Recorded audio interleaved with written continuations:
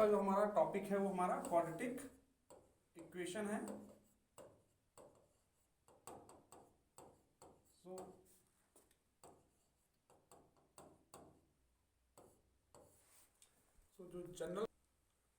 जो general form of quadratic equation होता है वो ax स्क्वायर प्लस bx एन प्लस सी इक्वल टू 0 होता है, वेयर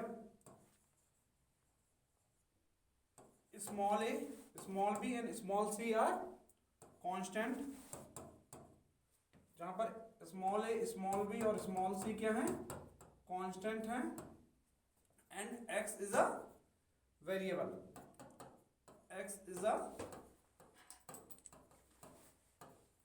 वेरिएबल, x हमारा यहां पर क्या है, वेरिएबल है, स्मॉल a, स्मॉल b और स्मॉल c क्या है, हमारे कांस्टेंट हैं, एंड यहां पर हम बात करें तो a never equal to 0, a कभी भी 0 के इक्वल नहीं होगा, बिकॉज अगर a 0 के इक्वल हो गया तो फिर ये क्वाड्रेटिक इक्वेशन नहीं हो पाएगी, ठीक है, फिर ये लीनियर इक्वेशन में कन्वर्ट हो जाएगी। सो a कभी भी हमारा 0 के इक्वल नहीं हो सकता है। एंड आफ्टर दैट, इसके बाद अगर हम बात करें इसको सॉल्व करने के, क्वाड्रेटिक इक्वेशन को सॉल्व करने के 3 मेथड्स हमारे पास में हैं। पहला फैक्टराइजेशन मेथड, इसको हम फैक्टराइजेशन मेथड से सॉल्व कर सकते हैं, फैक्टराइजेशन मेथड से हम इसको सॉल्व कर सकते हैं स्प्लिट द मिडिल टर्म के हेल्प से। एंड सेकंड हमारे पास में है completing the perfect square method, completing the perfect square method, completing the perfect square method, completing the perfect square method, completing the perfect square method, पहला factorisation method, second है completing the perfect square method, and third हमारे पास में है by quadratic formula, by quadratic formula, by quadratic formula. But मैं आपको बता दूं जो क्वाड्रेटिक फॉर्मूला है ये भी completing the perfect square method की हेल्प से ही प्रूव होके आता है, जो मैं भी आगे डिस्कस करूंगा। सो ये 3 मेथड हमारे पास में, पहला फैक्टराइजेशन मेथड है, इसको हम ऑलरेडी 9th में कर चुके हैं, completing the perfect square method है, इससे सॉल्व करेंगे, और थर्ड हमारे पास में बाय क्वाड्रेटिक फॉर्मूला, हम क्वाड्रेटिक फॉर्मूले से भी क्वाड्रेटिक इक्वेशन को हम सॉल्व कर सकते हैं। क्वाड्रेटिक फॉर्मूले में चाहे जिस तरह की भी इक्वेशन हो उसको हम सॉल्व कर लेंगे। नेक्स्ट आगे है हमारे पास में, अब हम समझेंगे completing the perfect square method की हेल्प से क्वाड्रेटिक फॉर्मूले को ड्राइव करना, कि ड्राइव कैसे करते हैं। तो यहां पर अब हम स्क्रीन चेंज करेंगे और suppose that general form of जो हमारा क्वाड्रेटिक इक्वेशन है वो ax square plus bx plus c equal to 0 है। इसको हम completing the perfect square method से हम क्या करेंगे, इसको हम क्वाड्रेटिक फॉर्मूले को ड्राइव करेंगे। तो फर्स्ट यहां पर हम देखते हैं एक्स स्क्वायर हमारा परफेक्ट स्क्वायर के फॉर्म में है, बट ए हमारा परफेक्ट स्क्वायर के फॉर्म में नहीं है। तो यहां पर हम ए क्या करेंगे, कॉमन ले लेंगे, एंड अब यहां पर x square plus B upon A x plus C upon a आ जाएगा। इतना क्लियर है। A x square plus b x plus C equal to 0 में एक्स स्क्वायर परफेक्ट स्क्वायर के फॉर्म में था और ए हमारा परफेक्ट स्क्वायर के फॉर्म में नहीं था, सो हमने ए कॉमन टेक कर लिया है। अब फाइनल जो हमारे पास लेफ्ट रह गया, x square plus B upon A x plus C upon A equal to 0 left रह गया है। ए हमारा उस साइड जाकर 0 हो जाएगा। अब x square plus B upon a into x है, इसमें हमें 2 का मल्टीप्लाई करना है एंड 2 का डिवाइड करना है 2ab का फॉर्म बनाने के लिए, plus C upon A equal to 0। तो इस स्टेप में मैंने क्या किया है, 2 का मल्टीप्लाई 2 का डिवाइड। अब इसके बाद में x square plus 2 into x into b upon 2a। ये हमारे पास में 2ab का फॉर्म हमें मिल गया है। तो यहाँ पर जो b का काम कर रहा है वो हमारा b अपॉन 2a कर रहा है। सो इसी का स्क्वायर हमें ऐड करना है और इतने का स्क्वायर ही हमें सबट्रैक्ट कर देना है। सो इस स्टेप पे हम क्या करेंगे, b अपॉन 2a का square minus b upon 2a का square and plus c upon a same रखेंगे। सो यहां पर अब a square plus b square plus 2ab का फॉर्म बन गया, जो कि a प्लस b का होल स्क्वायर बन जाएगा।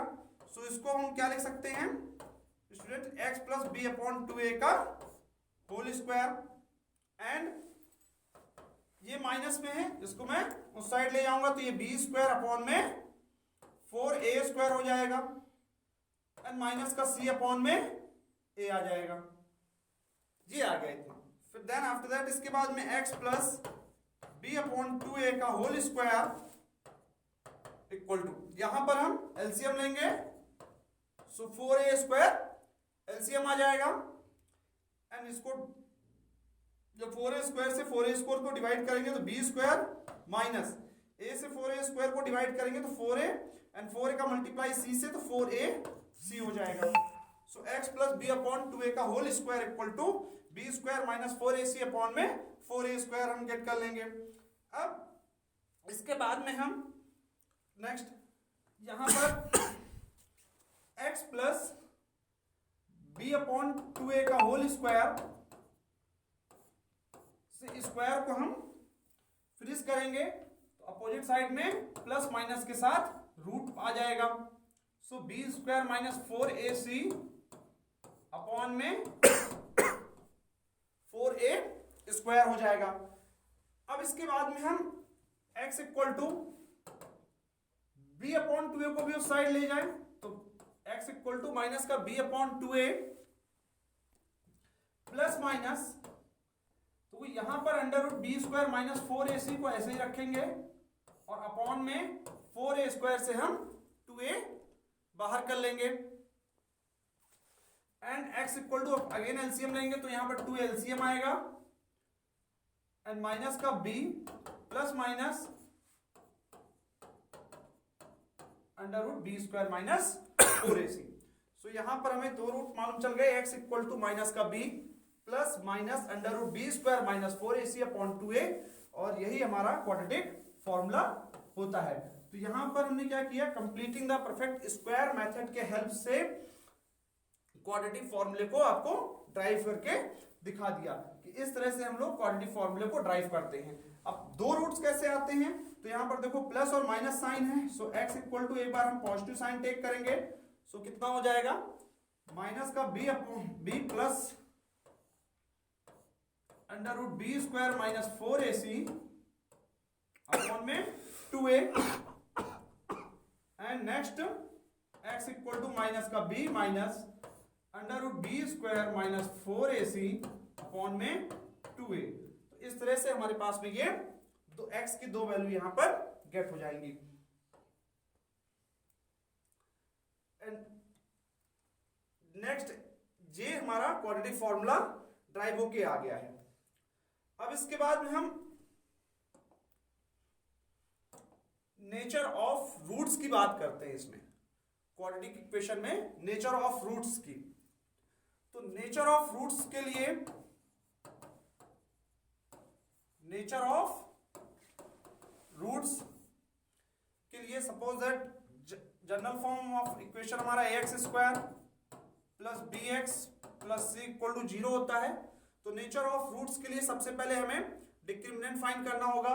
सो डिस्क्रिमिनेंट फाइंड करने के लिए हम क्या करेंगे, इस इक्वेशन से हम पहले तो डिस्क्रिमिनेंट निकालेंगे b स्क्वायर माइनस 4ac, इसको हम सॉल्व कर लेंगे। b square minus 4ac solve करने के बाद में फिर हम ये चेक करेंगे, पहला केस जो हमारा होता है इसमें हम ये देखेंगे कि d की वैल्यू क्या आ रही है। अगर d suppose that greater than 0 है, d suppose that greater than 0 आ रहा है, ग्रेटर देन 0 का मतलब पॉजिटिव नंबर, तो फिर जो हमारा नेचर ऑफ रूट्स होगा मींस हमारे जो जीरो जाएंगे या रूट्स होंगे जो वह हमारे क्या होंगे, रियल होंगे एंड बट डिस्टिंक्ट होंगे, रियल एंड डिस्टिंक्ट होंगे। एंड बट अगर इसी में d इक्वल टू हमारा 0 हो जाता है, means B square minus 4ac की वैल्यू हमारी 0 हो जाती है, तब फिर हमारे जो रूट्स होंगे वो रियल एंड इक्वल होंगे। एंड नेक्स्ट थर्ड केस है, d अगर लेस देन 0 हो जाएगा तो हमारे जो रूट्स होंगे वो इमेजिनरी होंगे, मींस रियल नहीं होंगे, और वो हमको नेक्स्ट क्लास में 11th क्लास में डिस्कस करना है। तो यहां पर no real roots, no real roots.